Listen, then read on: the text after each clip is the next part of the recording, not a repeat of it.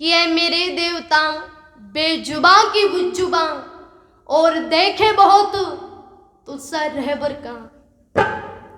ऋषि दयानंद जी महाराज के जीवन को आप लोग जब पढ़ करके देखेंगे, वैसे तो मुझे ये कहने की आवश्यकता नहीं है क्योंकि आप सब ऋषिवर के जीवन चरित्र से कृतार्थ हैं, लेकिन फिर भी मैं आप लोगों के मध्य में निवेदन कर दूं, ऋषि दयानंद जी महाराज जिन्होंने इस आर्य जाति को, इस हिंदू जाति को जगाने का प्रयास किया,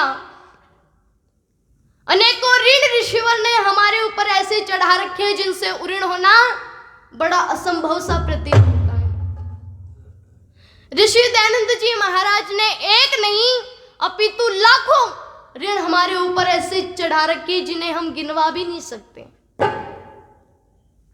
और विशेषकर माताओं, आप पर बहुत बड़ा उपकार किया है ऋषिवर ने।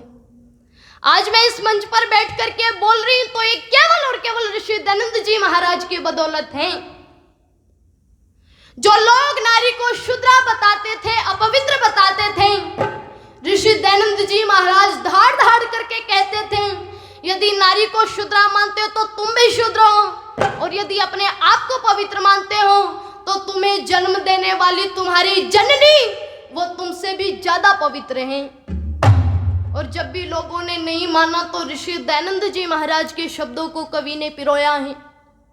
क्या देती है जन्म मां बनकर के नारी पे सितम क्यों ढाते हो?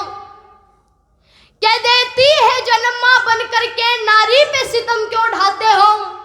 ये नारी ही तो ईमान है मर्दों का, बेईमान क्यों बनते जाते हो? सच पूछो तो जीवन में सुख का वरदान ही नारी होती है। औलाद का बेहतर बचपन में निर्माण ही नारी होती है। घर में मंदिर की पूजा का स्थान ही नारी होती है। और नारी के बिना जहां मातम कहां, ये जहान ही नारी होती है। नारी ना वो शीशा होती है कि टूटे तो और मंगाते हो, और ये नारी ही तो ईमान है मर्दों का, बेईमान क्यों बनते जाते हो? नारी के बिना शक नियत पर सर लगती है तोहमत प्यारे। नारी इस जग में मर्दों की 1 लाख की इज्जत है प्यारे। नारी के बिना सुना है महल, चाहे जितनी दौलत है प्यारे। नारी है जंगल की कुटिया, पर तेरे लिए जन्नत प्यारे।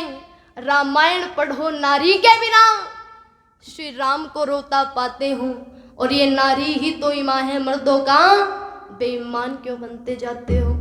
ऋषि दयानंद जी महाराज ने आकर के हमें जगाया है।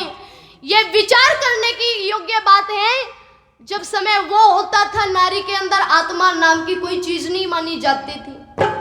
एक समय वो होता था कि विधवाओं के विवाह नहीं होते थे। एक समय वो होता था कि नारी की तो परछाई भी नहीं पड़ने देते थे। जब दुनिया के सारे लोगों से पूछा गया कि नारी क्या होती है, बोले नारी तो शूद्रा होती है, नारी के अंदर आत्मा नहीं होती, नारी अपवित्र होती है। लेकिन ऋषि दयानंद जी महाराज कहते हैं कि यत्र नार्यस्तु पूजन्ते रमन्ते तत्र देवता, यत्री तास्तु न पूजन्ते तत्र असफला क्रिया।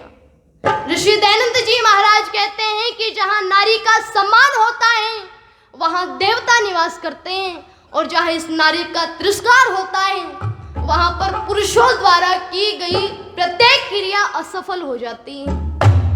मैं निवेदन कर दूं आप लोगों के मध्य में, इस नारी का इतना महत्व इस जीवन के अंदर है, और इस देश को स्वर्ग भी तो बनाना है। वो काम कौन कर सकता है? वो काम भी आप ही कर सकती हैं। लेकिन आपस की मुठभेड़ में ये सब अपने कर्तव्यों को भूल गए। लेकिन मैं कहती हूं, जो व्यक्ति इस नारी को अपने जीवन के अंदर उच्च स्थान देता है तो उस नारी की भी मर्यादा होती है। उस उच्च स्थान का लाभ तो उठाएं, लेकिन उसकी मर्यादा को न तोड़ें। एक घटना मैं आप लोगों को सुनाती हूँ। जो ये नाता मान लिया है ना चुड़ैलों का, सास बहू का, इस नाते को बड़ा पवित्र माना गया है। लेकिन आजकल की पढ़ी लिखी लड़कियां क्या कहती हैं?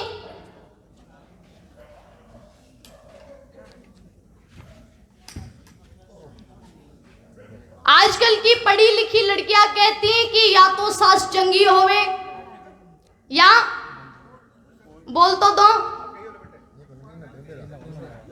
नहीं पता क्या, या तो सास चंगी होवे या फोटो में टंगी होवे। आजकल की पढ़ी लिखी लड़कियां कहती हैं। लेकिन मैं कहती हूं जहां सास बहू के अंदर प्रेम है वहां पर पारिवारिक संगठित होकर के चलते हैं। उन परिवारों की कभी ये बात सुनने को नहीं आती कि सास बहू का झगड़ा हो रखा है, 2 महीने हुए शादी को, अलग अलग हो गए। वो बता रही थी ना रात को अंजलि जी, कल माताएं क्या सिखाती है कि बेटी सुई से लेकर के गाड़ी तक हर एक चीज दिए, किसी की सुनना मत। मैं निवेदन आप लोगों के मध्य में कर रही थी। एक सास बैठी थी पास में, बहू चूल्हे पे रोटी बना रही थी। कहते हैं कि बहू से एक रोटी जल गई। जो सास पास में बैठी थी कुछ बोली नहीं। माताओं ध्यान से सुनना, यहां मेरी सुनने के लिए आई हो या अपनी सुनाने के लिए आई हो? मेरी सुनने के लिए आई हो ना, तो थोड़ी देर के लिए शांति का दान दे दीजिए।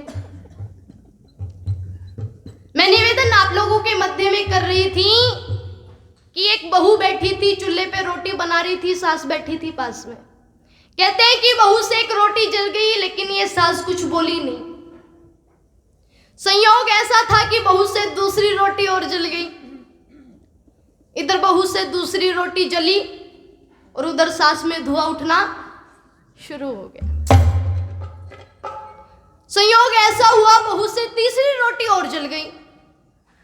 अब ये तीसरी रोटी और जली तो अब ये सास कहां चुप बैठने वाली थी। इसने तुरंत गालियां सुनानी शुरू की और वो गालियां भी बहू को नहीं, बहू की सारी पक्की बैठी हो, बहू की मां को गालियां दी। अब जो वो गालियां होती हैं ना तो मेरे स्वभाव में है ना मैं कहना चाहती। अब ये बहू कब तक सुनती?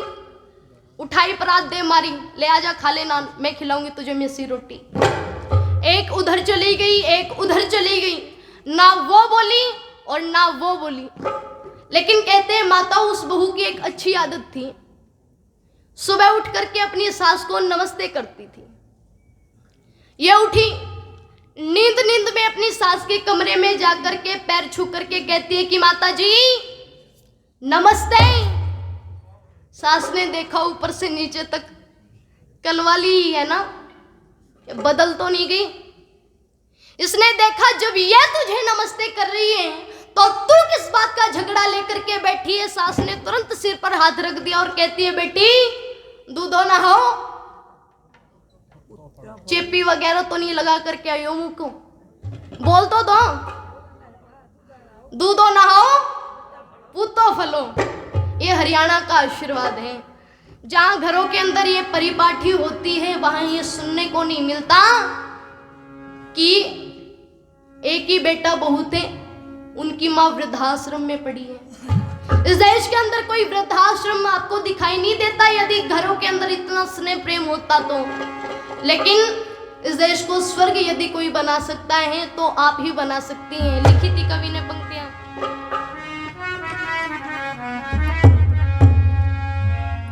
कि भारत को स्वर्ग बना रही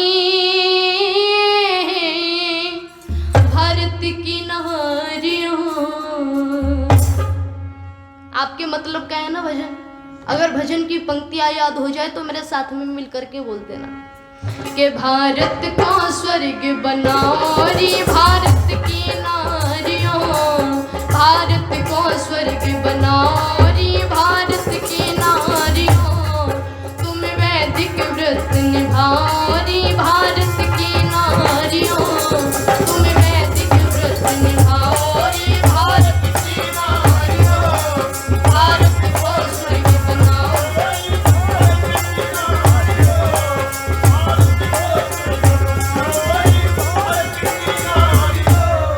देवों की भूमि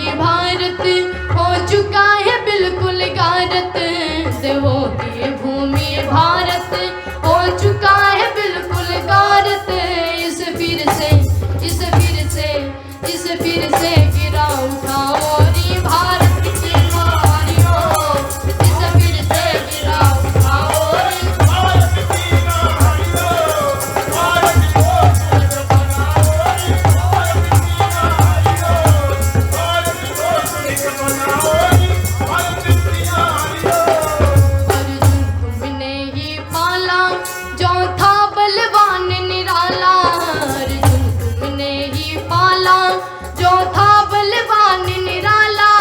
तुम किरणमय ओह किरणमय, तुम किरणमय बन जाओ रे भारत की नारियों, तुम किरणमय बन जाओ रे भारत की नारियों। भारत को स्वर्ग बनाओ रे भारत की नारियों, भारत को स्वर्ग बनाओ रे भारत की नारियों। तुम राम भरत की माता अब जागो भाग्य विधाता, तुम राम भरत की माता अब जागो भाग्य विधाता। विरथाना विरथाना विरथाना समय गवाओ रे भारत की नारियों, विरथाना समय गवाओ रे भारत की नारियों। भारत को स्वर्ग बनाओ रे भारत की नारियों, भारत को स्वर्ग बनाओ रे भारत की नारियों। और मैं कह दूं, शुभ नाम आपका? हाँ? आदरणीय महिपाल राणा जी और कृष्ण जांगड़ा जी, ये 100 रुपए मुनक गांव से ये 100 रुपए की राशि देकर के मेरा उत्साहवर्धन कर रही हैं। और क्या कह रही हैं? कर सास ससुर की सेवा पाओगी उत्तम मेवा, कर सास ससुर की सेवा पाओगी उत्तम मेवा। ननदों का शब्द आ गया। कुछ तो माताएं ऐसी होती हैं, पता चलता है कि ननद आने वाली है, पहले से ही सूट निकाल करके रख देती है, कहती है अब की बार आने दे, यही मारूंगी माथे में। आप अब सब तो ठीक ठाक हो, पता है मेरे को, लेकिन कुछ होती है इस टाइप की भी। क्या लिखा? कर सास ससुर की सेवा पाओगी उत्तम मेवा, कर सास ससुर की सेवा पाओगी उत्तम मेवा। ननदों को लाड लडाओ रे भारत की नारियों, ननदों को लाड लडाओ रे भारत की नारियों, भारत को स्वर्ग बनाओ रे भारत की नारियों, भारत को स्वर्ग बनाओ रे भारत की नारियों। मारो पोपों को डंडे जो बहकाते उस टंडे, मारो पोपों को डंडे जो बहकाते उस टंडे। पतिदेव का हुक्म बजाओ रे भारत की नारियों, पतिदेव का हुक्म बजाओ रे भारत की नारियों। भारत को स्वर्ग बनाओ रे भारत की नारियों, भारत को स्वर्ग बनाओ रे भारत की नारियों। नित नंद लाल समझाता वैदिक प्रवचन सुनाता, नित नंद लाल समझाता वैदिक प्रवचन सुनाता। तुम कुछ तो लाभ उठाओ रे भारत की नारियों, तुम कुछ तो लाभ उठाओ रे भारत की नारियों। भारत को स्वर्ग बनाओ रे भारत की नारियों, भारत को स्वर्ग बनाओ रे भारत की नारियों, भारत की स्वर्ग बनाओ रे भारत की नारियों, भारत को स्वर्ग बनाओ